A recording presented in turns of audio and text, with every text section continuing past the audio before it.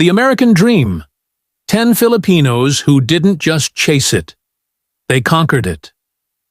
What if I told you that some of America's most powerful innovators, creators, and industry giants weren't born on U.S. soil? They didn't grow up with U.S. passports, rich parents, or Ivy League legacies.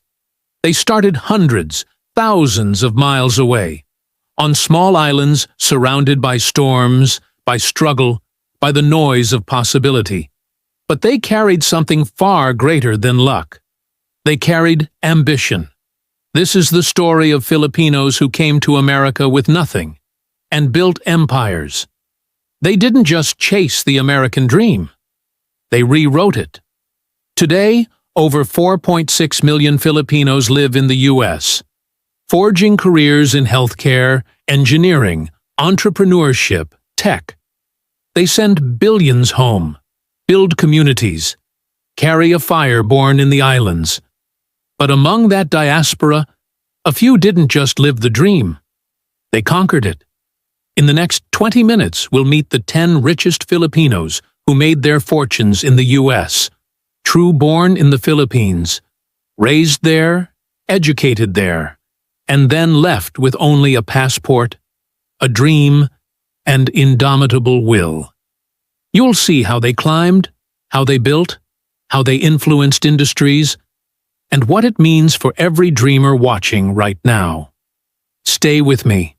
The American Dream, a promise that no matter where you start, you can rise, that you can work hard, dream big, and change destiny.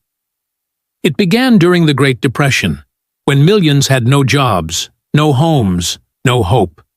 They believed in one thing, a chance. And among the most relentless believers were Filipinos. They left small towns, rural barrios, big cities, all carrying hope to the U.S. They arrived with suitcases, sometimes empty, sometimes with just memories, and a belief that the world could be different. Today, the Filipino diaspora in America is more than just workers. It's innovators, creators, builders of communities, senders of hope. But among them, there are those who stood out, those who didn't just adapt, they transformed. Before we dive into their stories, let's understand this isn't a rags to riches fairy tale. These are decades of relentless effort. The obstacles? Many.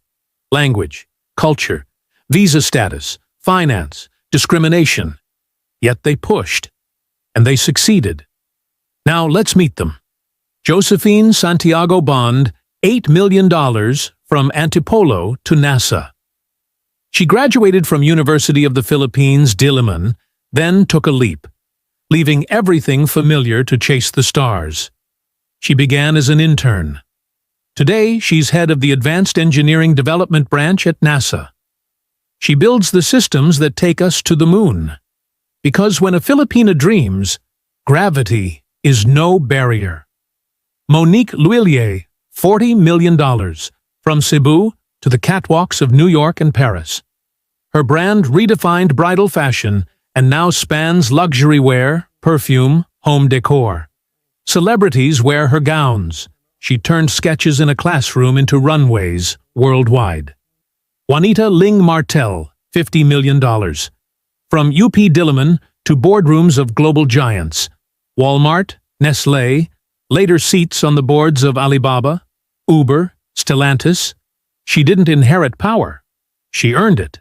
Sheila Lirio Marcelo, $100 million. Born in the Philippines, raised in Baguio, educated at Harvard University. She founded Care.com, the world's largest family care platform, which sold for $500 million. Today, she invests in tech and AI, built a billion-dollar platform while raising children. That's another kind of hustle. Josie Notori, $150 million. Manila-born dreamer who became Wall Street's first Filipina VP. Then she walked away and built a fashion empire, the Notori brand. Now she employs hundreds in the Philippines and sells worldwide. Wall Street to wardrobe.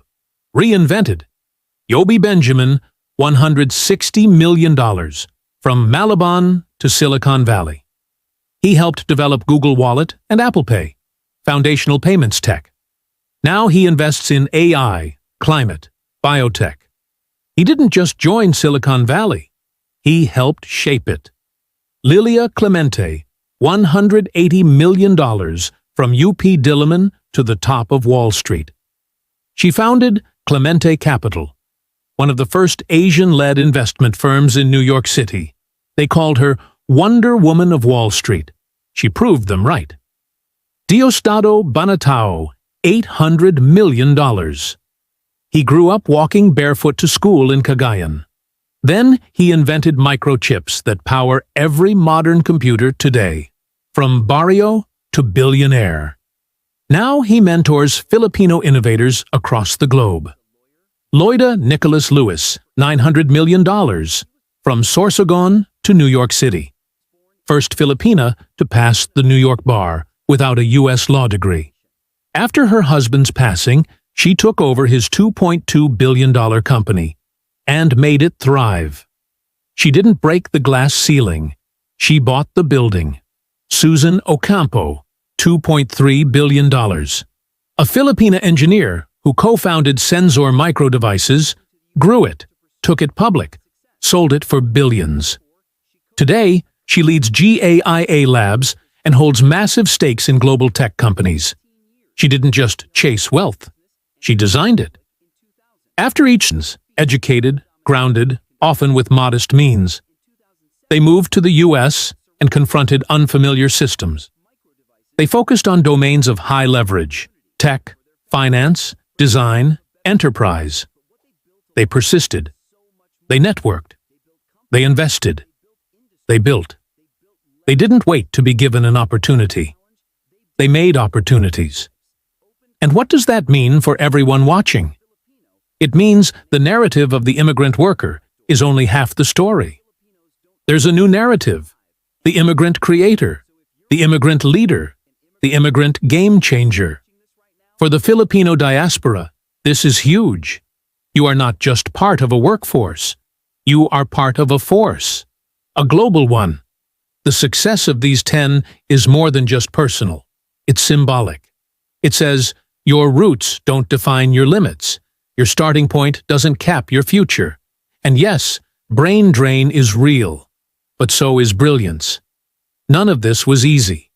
Barriers, culture, finances, visas, legacy biases.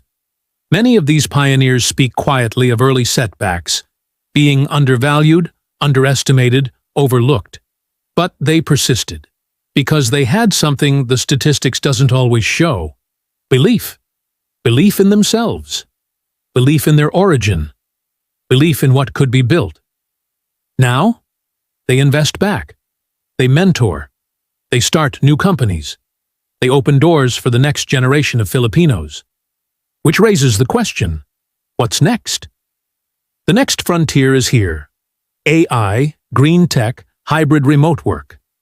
Filipinos with the right blend of island grit plus global ambition are uniquely placed. But this isn't just about succeeding abroad. It's about leading, wherever you are. They left the Philippines chasing opportunity. But what they found was greatness. They didn't just build companies. They built hope. They built proof that the Filipino dream is just as powerful, just as valid as the American one. So to every OFW, immigrant, aspiring founder, dreamer watching right now, remember, you're not just part of a workforce, you're part of a force. The world is bigger than your postcode, and your roots can be your rocket. If this story made you proud, hit like. Share it with someone who needs to hear this. And if you want more stories that make you proud to be Filipino, subscribe now. Because the world needs to see what we're capable of. See you in the next one.